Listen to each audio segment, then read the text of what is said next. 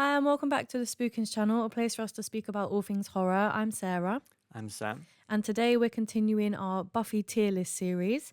So we've already done the big bads, we've already looked at the minor villains of season 1, and now we are looking at the minor villains or monster of the week from season 2. These have been some really popular videos, so thank you everyone for watching them and commenting. There's quite a lot of opinions on where we placed them and we welcome them. We love the opinions. Let's get started. Starting off with Colin, the Anointed One, who was also on our season 1. There you go. Yeah, it's the first character to pop up twice in our tier lists. Has he changed anything since? Could we take him last time? Yeah. Yeah, we can still take him. We can still I think. take him. I think our reasoning for last time as well was that in this season he gets put in a box and lifted in the air and he dies. Yeah, he literally just gets put in a cage and exposed that's to it. sunlight. So we could just lift him up. Like, it's his goons that are the threat, not him. Yeah, I think I could put a kid in the box. Yeah, I think I could put a kid in the box. So I think we could probably take Colin. Next up, we have Chris, Eric, and the main guy, Daryl from Some Assembly Required, looking for parts to create a lady friend for their Frankenstein's monster. Yeah, Bride of Frankenstein. Mm-hmm. I lumped all these together because they're the same concept, but I could probably take Chris and Eric, but Daryl, he's a bit stronger because he's a Frankenstein's monster. Yeah. And for some reason that gives him super strength. Well, before we decide whether we think we could take them, are they good? Are they good as a villain? No. Because that's kind of the first question you have to say is like, are they good as a villain? Because then they go top 3. And then if not, No. they're between men. We could take them. It's not one of my favourite episodes. Okay. No, it's not one of mine either. They're not my favourite villains. I don't know. I mean, they're scary in the same way that the trio are scary and that they're men feeling entitled to women's bodies and to women, but they're just not as good as the trio. No. No, So, they're not. No. I think They're meh meh. They're meh because because Daryl's quite strong. a bit of, he's a literal monster. Yeah, so I don't think we could take Daryl, but if I had separated them out, we could take Chris and Eric, just two little dweebs. Yeah. And Daryl would be a bit harder to fight, but he's still quite meh. Yeah. Moving on to Ampata from Inca Mummy Girl. This is one of my favourite episodes of the season. She's a very good character. The episode is well written. It's a great episode overall. Whilst there's probably some problematic elements with the writing of kind of the culture that Ampata comes from. Yeah. We're not judging it on the episode. We're judging it on Ampata herself. Yes, we are. I don't really know where to put her. She's a tough one because she's the villain of the piece. But is she as well? Yeah, most of the time she's not, and you could quite realistically pitch that she isn't. Because you could argue that she's the victim and the villain because she's put in these circumstances. However, she does kill people to stay young. She's choosing, she's choosing to do that. I think maybe served a purpose because narratively, she does serve a purpose as a mirror of Buffy and making Buffy realise things about herself and sacrifice and being the Slayer and being the young woman who is thrown into this circumstance she has no control over. So she does serve a purpose. And I think that might be where we put her because she's way better than Meh. Yeah, she's way better than Meh. I probably couldn't take her, but she's not Nightmare Fuel and she's not Slay. Yeah, I served a purpose, but I feel harsh for doing it. Yeah, I mean, we could put her in Slay because she is an icon, but I don't know. I just think she serves a narrative purpose more than anything else. Let's put her in served a purpose, and then maybe once everyone else is in, we'll see where she revisit goes. her and see if she needs to be moved. Okay, all right. We're early on. Next up is the Cult of Makeda. Yes, the frat boy cult. This is another one where they're scary in the sense that they feel entitled to women. View this, the season 2's theme, Yeah, I think. they feel quite entitled to women's bodies and to women for their own means. It's a classic trope. It is. I don't know where to put them, to be honest. I don't know that I could take them, but you probably could. Like 1-on-1. 1v1. Yeah. 1v1. Send the whole cult off. We got some good odds. They don't really serve a purpose. They're not really nightmare fuel. They're nightmare fuel in their ideology. I think they're meh. I think they're meh. They're just guys in a cult. Yeah, just some lame guys who fell for a cult. But also, like, yeah, their ideology, nightmare fuel. They themselves, meh. It's nightmare fuel in the sense as well that I don't think it's too far-fetched to believe that this could happen in a frat. No. Like It's that a someone common... finds something and they're all like, oh, yeah. Yeah. It's a common trope that frat boys sacrifice young women for a reason. I'm not saying that actual frats sacrifice young women, but they do have that mentality of like ownership and that misogyny. Or they have done in the past. Yeah. Proven to have. It's a very heightened portrayal of something real, a very extreme portrayal of something that is a very real ideology. Yeah. Which is where the nightmare fuel could lay. But these guys themselves are very meh. They are, yeah. They are indeed. So next up, we've got the demon that they worship, Makida, the demon, reptile boy. Reptile boy. He's all right. I don't know that he's scarier than his minions. No, he's not. To be honest. I'm going to put him in meh. Kind of pops out at the end and you're like, oh. Yeah, I'm not sure I could take him because he's a giant reptile demon. He's a big old snaky boy, yeah. He doesn't really serve a purpose. No. And he's not really nightmare fuel or Slay. He's not iconic enough to be Slay. Mm-hmm. There's a character coming up who is Slay, and I'm comparing all of them to this character. Okay. And sorry, Snake Man, you ain't it. I'm so sorry. No.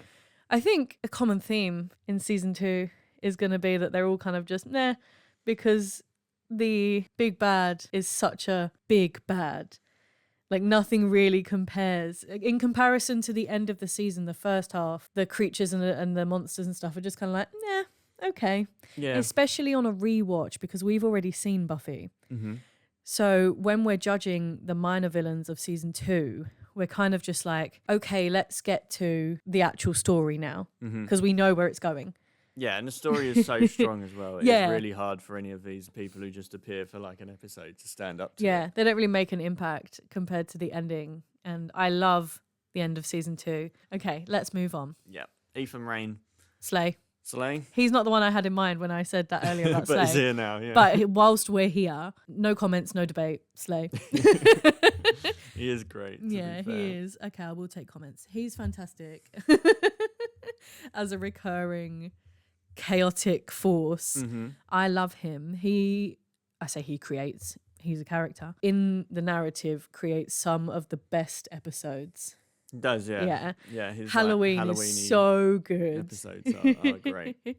So yeah, Slay. Nothing more to say. And also the I do have something else to say. The relationship, the tension with Daddy Giles. Yeah. I wish Ethan Rain was in it more. Yeah, we should have got like a Giles spin-off what explored his relationship to Ethan and how he knows all these people that seem to pop up through the series. Exactly. Why is Jenny the love interest for Giles in this season and not Ethan Rain? Like, come on, use your brain. Could have had the same story arc because Ethan is also like a warlock. Like, my guy knows magic. He could have come to teach at the school. Didn't have to be Jenny. I like Jenny. She's okay. She's not Ethan Rain. Anyway, moving on. Next up, we got Billy Fordham from Lie to Me. This is the one with the vampire cult. He comes and joins Sunnydale High and just randomly knows that she's the Slayer. Yeah. Tries to lure her into a vampire cult. Billy himself, straight into we could take him. Billy's a loser. Yeah, he's an absolute loser. Yeah. And there's, without making a deal with Spike is really the villain of the episode, but he's the villain of quite a few episodes. But we've already ranked him in the big bag tier list, so he's not going to make an appearance here. No. Billy himself, absolute loser. Once again, coming down to him thinking that, he just has ownership of Buffy and he can just trade her off to Spike. And whilst, like I say, all these men's ideology is nightmare fuel, I just think they're lame as hell. And so therein we could take them or meh. They don't deserve to be in nightmare fuel because they're all dweebs. They are. They are indeed. Dweeby as dweebs can be. Dweeby as hell. A Gone. Aegon. Aegon. Egon. Egon. Aegon. Gone. The second coming of Ethan Rain.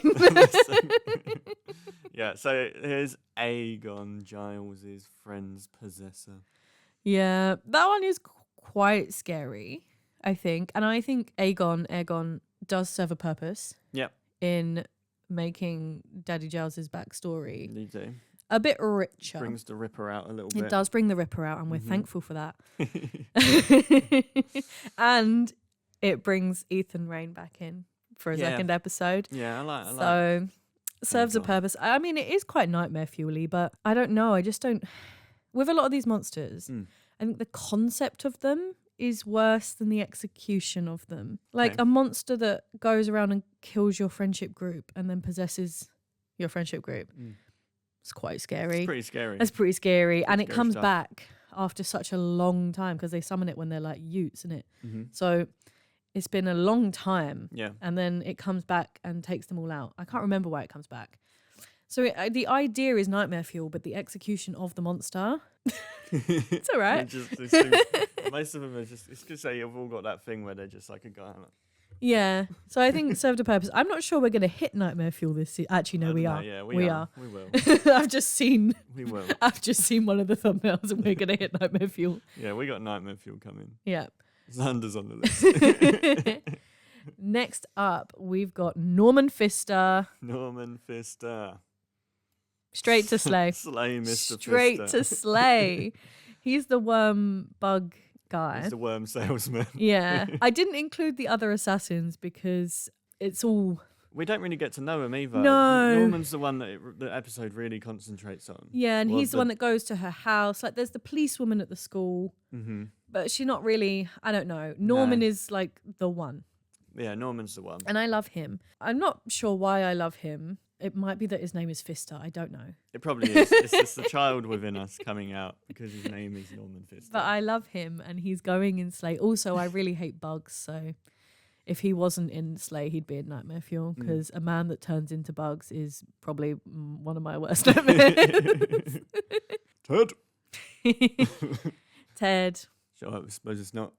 Ted is Dad. Dead. Dad. Dad. I don't know if you're going to agree with me on this, but I think Ted is Nightmare Fuel. Yeah, I was going there for Ted.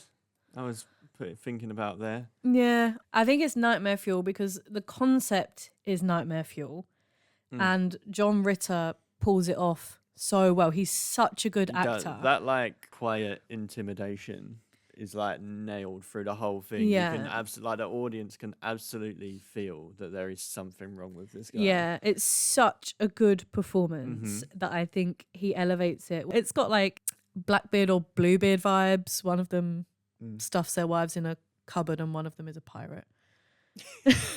Blackbeard's a pirate. Okay, so it gives Bluebeard vibes. And it's one of my favourite episodes. And I don't know why I always think it's in season 1. I think season 1 is more Monster of the Week to me, even though apparently it's not, and they're all in season 2. One of my favourite episodes, one of my favourite characters. No. R.I.P. Fair John, enough. big boy. Now we have the judge, who I think sits somewhere between Nightmare Fuel and Slay, to be honest. He's iconic. He's big and blue and sassy. Played by the guy that plays Luke. It's a really tough one because we're obviously told so much about the judge. Yes. And he's like this being that's going to come and basically end everything. And we're like, He oh can my just God. suck the soul out of. And the audience is just like, oh my, what are Yeah. they going to do? How are they going to stop this? And then it's just immediate. Yeah, just bazookas She him. just, Yeah. straight up bazooka. Not and out we're of just like, them. oh, okay. Yeah, can't be killed by any weapon forged, but that was like hundreds of thousands or whatever years ago. So Yeah. now she can just bazooka him. I think, I don't know actually. He's Nightmare Fuel in the fact that he can just touch you and all your humanity disappears and you go to hell. Yeah, I think in the sense that Slayers aren't real, he's probably Nightmare Fuel because if he popped up, then What would we do? yeah, we literally nothing would But he do. also serves a narrative purpose because they're trying to stop him from being built, and Angel is going to take the body parts far away and is unsuccessful in that, which leads to them having their intimate moment because they're so happy that they don't have to be separated and they realize how much they love each other, which leads to the angel turn. Yeah. So it does serve a strong narrative purpose. And it's just for narrative purposes as well because she just guns him down. Yeah. But he's also quite slay. He's fairly slay. He's the big blue guy. Like, he's very iconic. Yeah, I think he if you is. showed his picture to someone, asked them what show it's from, I think they could probably. Yeah, say. so I'm stuck. Yeah, I think he can go and slay. He can go and I think he slay. can go and slay. I think he's up there with even Norman Pfister, the judge. It adds up. Next up is the big thing under the ground in Sunnydale. I think it's bizarre. And he's under the ground and he's controlling the students to mine him out. This is a really forgettable episode. It is totally a fairly forgettable episode. Yeah. I think this one's meh. And I'm she not kind of- sure it serves any kind of purpose. I don't think I could take a giant underground brain demon. No, I couldn't take a giant underground brain demon. Although, what does she do to it? She kind of just jumps into it and beats it up. Can't really From the remember, inside, to I be dunno. honest. It's such a forgettable episode that I can't really remember. No, fair. Meh, that'll do. Yeah. Yeah. Next up, Xander Harris, straight to hell. Xander. Yeah. There's New- not a category new low category, enough. please. Straight to Straight hell. to hell for Xander. Xander is on this tier list for the episode where he tries to make Cordelia fall in love with him, which Yes. is 3 B words, and I always stammer over it, so I'm not going to say it. It is. Yeah. He blackmails Amy. Yes, which is why into Amy is casting a not on spell. this. Yeah, into casting Amy's a not the spell, villain. which she does under blackmail. Under duress. Under duress. So Xander is the villain of this episode He because absolutely is. he also wants to claim ownership over a woman. Mm-hmm. He can't handle that she just doesn't want to be with him. Yeah. Even though narratively she does want to be with him, she just wants to be cool. Yeah. But he has to respect that decision. You can't force it. It's very incel behaviour, which is shown by Xander throughout. And Yeah. I'm so glad I finally get to put him on a tier list. Yeah, there's the one moment in this episode as well where he makes the right decision, does not make up for having made all of the wrong decisions leading up No. to it. He shouldn't be in the position to make the right decision. No, he shouldn't have cast a spell to make Cordelia fall in love with him. That was wrong. Mm-hmm. I'm going to put him in We Could Take Them, but just know that he is actually in a special category He is, below, straight to hell. Yeah. F you. Yeah, because we could take Xander. We could easily fight him. 1-on-1. He has got army training, but he's going down. He has got army training. Yeah. As long He's as a bit bigger than me. yeah, but there's 2 of us. Yeah, true. Soon to be 3. Like we can take him. If Buffy and Willow aren't there to back him, Yeah, he's we can got- take Xander. Yeah, I reckon. he's a loser. Next up is James, or the ghost of The ghost of. the ghost of James, who is possessing students and trying to reenact or recreate the moments in which he killed his teacher and his lover, trying to fix the ending Yes. to his story. He also would be in Straight to Hell. He would be, yeah. This is the same thing. Yeah, it's the same thing. James is like your classic abuser Mm-hmm. to an extreme extent because he kills her. Yep. Which I mean, does happen in abuse. Mm-hmm. But it's, I hurt you. I did this thing to wrong you. Oh no, I feel so bad about it and I wish I could change it and I want to go back. And it's, again, an extreme heightened version of that. Mm-hmm. So James goes straight to hell. I don't care what else he did or any other circumstance. Mm-hmm. This woman did not want to be with him, so he killed her. Yeah. Straight to hell. Yeah. Failing that tier, Nightmare Fuel. Yeah.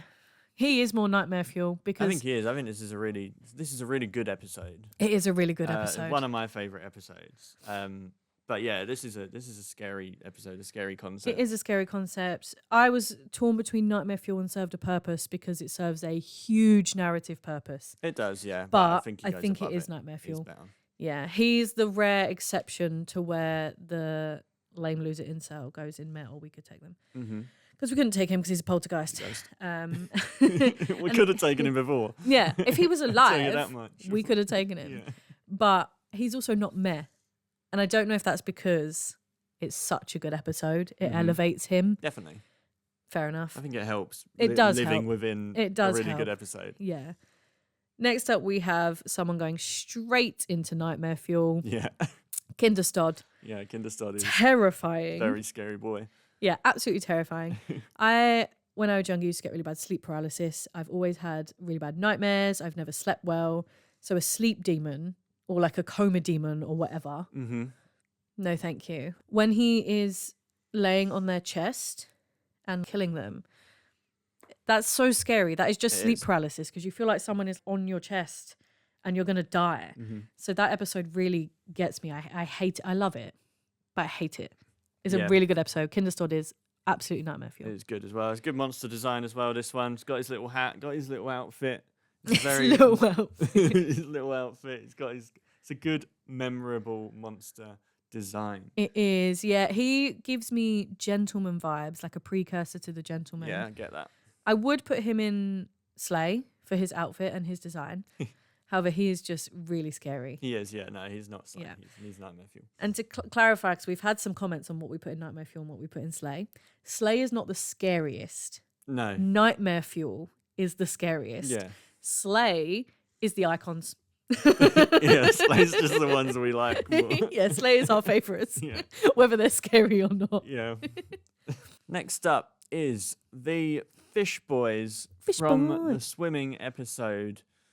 Fish Boys. Fish Boys. Fish Boys. So we've had Reptile Boy, now we've got Fish Boys. Yeah, now we got Fish Boys. They live in a pond thing. Yeah, like a tank pool underneath the school. The swimming pool. This season, now that we're doing this Monster of the Week, this season really just takes aim at men. It does, yeah. Left, really, right and centre, which is fully. interesting coming from Joss Whedon. Yeah. Okay, hun. Maybe he's projecting. I don't know, but he has a lot to say about men He does. in this season. He does indeed. Because this is another one that takes a shot at toxic masculinity Mhm. and how men. There's only a small bit in it about how men view women, Mm. where the coach chucks Buffy in and he says they've already had their dinner, but boys have other needs. Yeah. But the whole thing is about toxic masculinity and performance enhancing. Mm-hmm. It's hilarious to me that it's a swim team. I think it's because I used to be a swimmer. Yeah. I don't view the swim team as jocks. Yeah, I don't know if that's different in America or Yeah. whether that is the thing, whether it's a really well looked upon Yeah. thing to do in American schools. But Yeah. yeah, because It's not. no, I'm not even sure I'm not even sure I knew there was a swim team in. Oh, we didn't have a swim School, team. yeah. We had a swimming pool, Yeah, we had a if swimming you pool. could call it Yeah. that, in our school. But we didn't have a swim team. And then again, we didn't have many sports teams at all. We had a netball team. Mm. We had an athletics team. Yeah, it's about all we And had. that was about it, Mm. really. I don't know. Intercollegiate and school sports competitions just isn't really as big here. No. So yeah, to me it's jokes. It's a swim team, and it makes me view them on a much not lesser level, but like, I feel more like I could take them. Mhm. But that might be because I also used to be a swimmer. Yeah, maybe. I don't know. I don't think I could take many swimmers. They are strong. Yeah. I just don't view them as. No, again, I don't know how to say what I'm saying about insulting swimmers everywhere because I don't mean it in a negative way. I don't see them in the same bullish way Mm. as I see football players or American football players. Mm. These or rugby, like these contact Yeah. sports. I don't view them in that kind of way. Yeah. Fair. Anyway, There are also fish people though. yeah, I They get are performance enhanced fish people. that is why they're a swim team because it's fish. Yeah. But I don't know. Yeah, I So don't we know. couldn't take them because they're fish people. That is very true. They're not just They're swimmers, are beefed they? up. They've been on. Yeah, I guess the Steroid boys water. themselves are quite meh. Yeah, they are meh. And I think they're probably more meh because they're in the episode directly before belonging.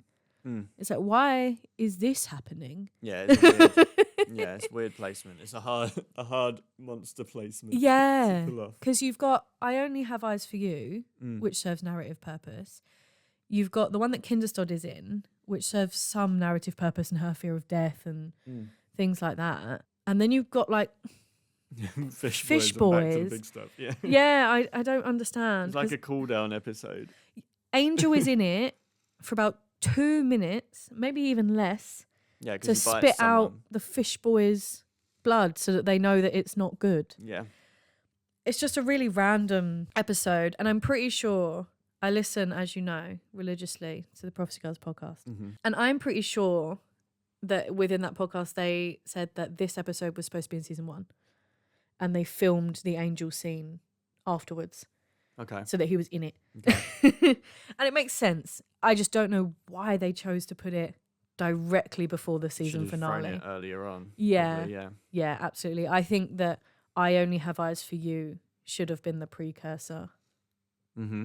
to Belonging. Yeah. Becoming. I keep calling it Belonging. It's Becoming. Becoming. But anyway, I think that's probably why they suffer a bit. Yeah. Then move straight through from them to the coach in the same episode, Coach Marin. Pussy. He's a pussy owl. Yeah, we'll have him. We He's could just an easily old have guy. him. He's just an old man. We could push him in the just- barrel. Yeah, he's just an old guy with some bad beliefs. Yeah, like I know that he has the ability to turn me into a fish person, but I'm not getting in that water. I simply wouldn't let it get that far. Yeah. I don't like saunas. I don't like swimming. Yeah. I don't Oh, like to be any fair, it water. might get me. I don't like any water. But it's not in the pool. It's in the sauna. Yeah, true. I do like saunas. I hate little bit, saunas. They make me sort of. pass out. So I wouldn't be in that sauna. So I could push him in a barrel. Yeah, I don't think I'm going in the sauna. I think I'll have him. I wouldn't be going in a school sauna. Especially. That's gross. Yeah, no, that is gross. I wouldn't be going in a school sauna, no. You'd be getting all kind of germs in there. Mm. Because like I respect maintenance people and stuff. Mm. However, saunas, swimming pools requires a special certain maintenance. Yeah, And if it's anything like my school, it's just the same dude. you ain't getting that maintenance. It's just the same guy that did everything else. And whilst I respect him highly for doing all that work, he's not trained for this scenario. No. So there's no way I'm getting in that sauna. Absolutely not. Even if they didn't make me faint. There you go then. That is our tier list for the minor villains of Buffy the Vampire Slayer Season 2. We will come back with a Season 3 once we've worked our way through that one, We just will. to jog our memory of them. We are currently 1 episode deep. Yep, we just watched Anne, my least favourite episode of the entire series.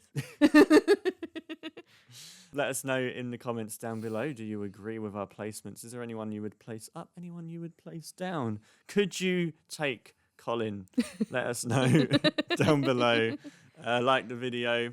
Subscribe to the channel for more. And hit that little notification bell so you know when our next video goes live. It may not necessarily be the follow-on to this, but it will be banging anyway. Yeah, definitely won't be the follow on to this. Sick, bruv. We did season 1 3 months ago. We did, yeah. It will be something else. We play some games on this channel. We do lots of stuff involving horror movies and horror media. So We do. please follow along, subscribe, get notified. Until next time, I have been Sam. I have been Sarah. And we will be Bye. next time too. Bye.